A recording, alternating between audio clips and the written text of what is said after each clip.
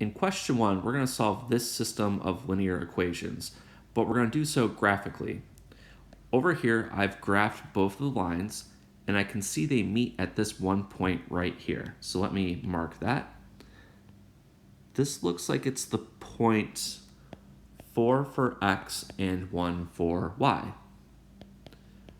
If I take this point and I plug it into both of these equations, it should make both of them true.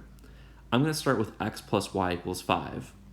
So that is going to be our red equation over here. So let me mark that down as x plus y is 5. If I put 4 in place of x and 1 in place of y, does it make our equation true? And the answer is yes, because 5 is equal to 5. What about for the other equation? Y equals 1/2 x minus 1. Okay, that's going to be the blue equation. All right, so y equals 1/2 x minus 1. If I put 1 in place of y and 4 in place of x, is this a true statement? So let's see, we get 1 is equal to 1/2 times 4 is 2 minus 1. And okay, yeah, this is definitely true because you get 1 is equal to 1. So this one point, which I saw in my graph, made both of these equations true at the same time. So for question 2, I want to solve this system of equations, but we're going to do it not by using a graph. We're going to use a method called the substitution method. The way this works is we take one equation, solve it for either x or y, then take that information and put it into the second equation.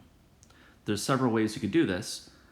I think the easiest looks like take the first equation and solve it for y. I can do that by adding 2x to both sides. So over here, I'm taking this equation and I'm changing it to y is equal to 2x plus 4. So all I did was add 2x to both sides, changing it to this. Now, I'm going to take this information and plug it in place of this y in the second equation. So here's what that looks like. I take my second equation here. So I write negative 3x plus, okay, and instead of y, I'm going to put in 2x plus 4. And this is equal to 10. So what this does for us is we condense two equations into one equation that only has x's in it. That means you can solve this for x. So to do that, okay, we get negative 3x plus 2x plus 4 is 10. That is negative x plus 4 is equal to 10. If I subtract 4 from both sides, I get negative x is equal to 6. And if I divide both sides by negative 1, I get x is equal to negative 6. This is the x value that makes both of these equations true at the same time. The only thing left to do is to solve for the corresponding y value. And here, I have an equation that easily connects x's to y's. I'll take this, put it in place of this x, and solve for y. So that is y is equal to 2 times, I'm going to put in negative 6, and then add 4. So that is negative 12 plus 4, and therefore y is equal to negative 8. This is my solution. X is negative 6, y is negative 8. That is the point that makes both equations true at the same time, and we did that without looking at a graph. All right, let's try this idea in example 3. Again, I want to solve this system of equations without using a graph. I think what I'm going to do is take the second equation and solve it for x, and then plug that into the first equation. It's not the only way to do it, but that's the first thing that occurred to me. So if I solve this for x by subtracting 3y from both sides, I get x is equal to 4 minus 3y. All right, I now go to my first equation, this thing. I'm going to start copying it down. That's 2y minus, okay, and now I get to x. I'm going to replace that with 4 minus 3y. Close the parentheses, and that's equal to 6. So this time my equation is written in terms of y as opposed to x, but that's okay. I can still solve this thing for y. Okay, let's see. I get 2y. If I distribute the negative, I get minus 4, but then I get plus 3y is equal to 6.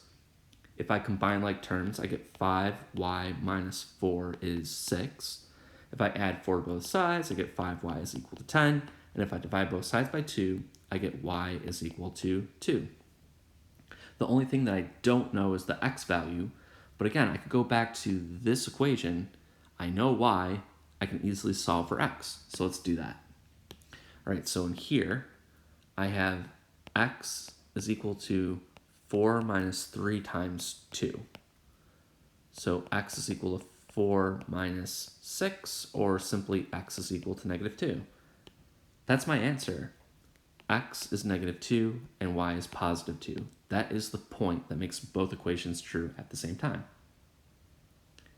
All right, in example 4, I could again go through the same process where, I don't know, maybe you could take this first equation, solve it for y, and then plug it into the second equation.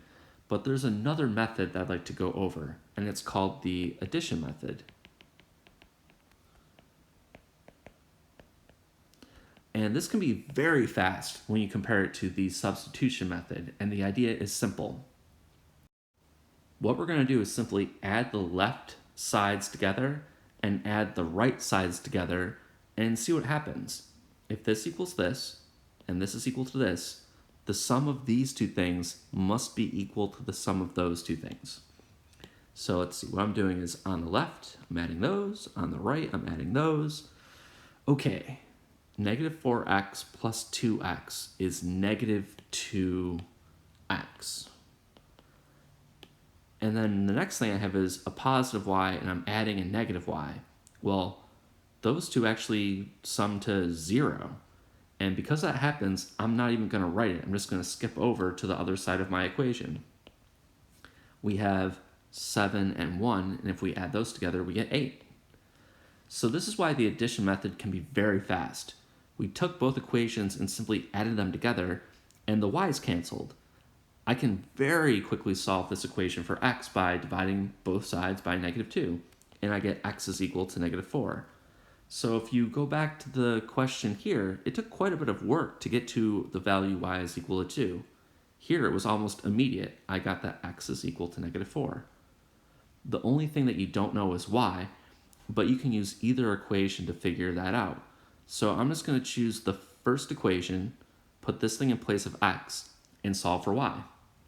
All right, so the first equation is negative 4x plus y is 7.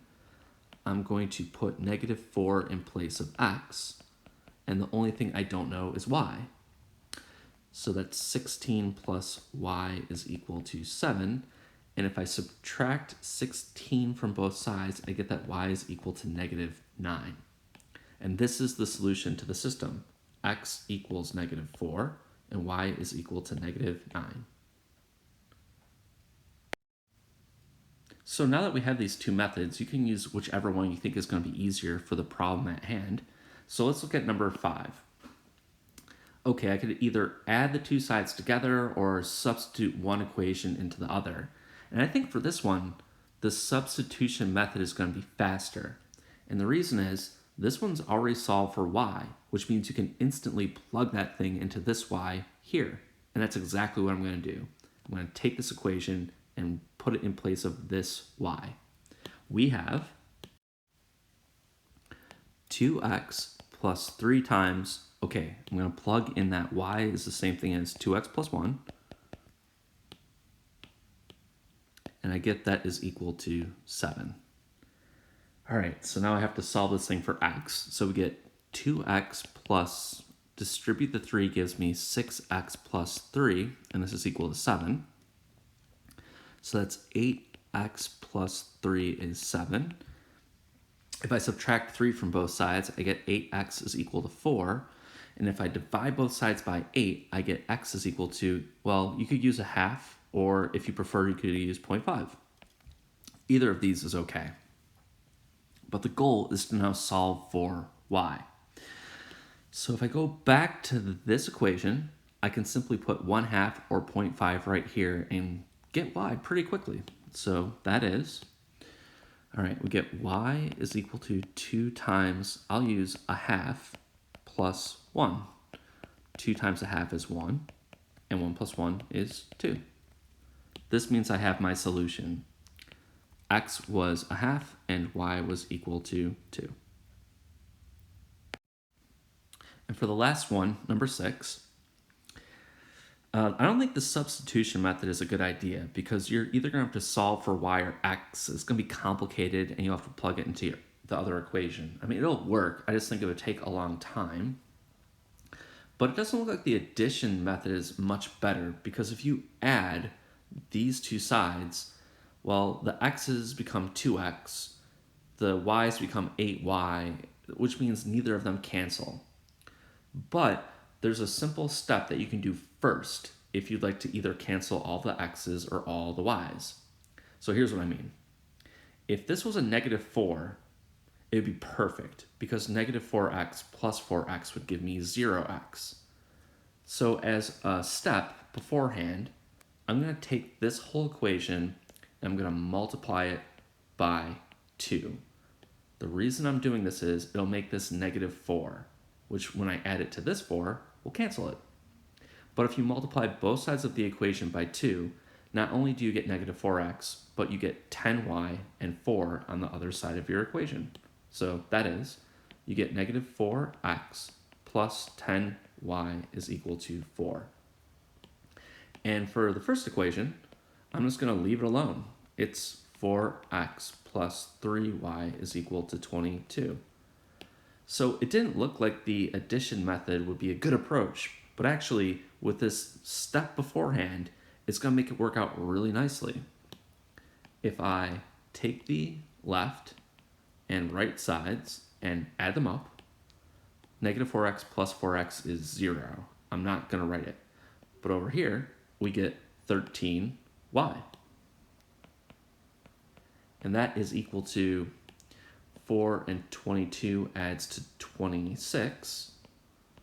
And to solve for y, I can divide both sides by 13, and that gives me 2.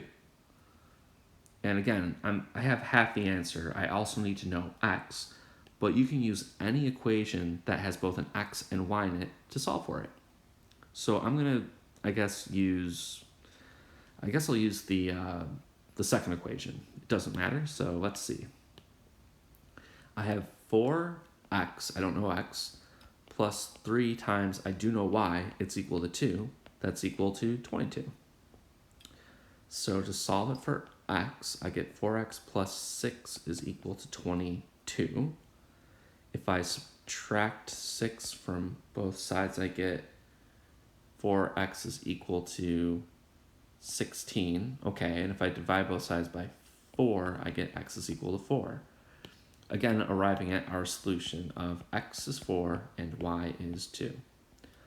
So just looking back at all of these problems, you can use any method that you would like. I mean, substitution or the addition method will always work, but sometimes one is preferable to the other depending on the equations that you're given.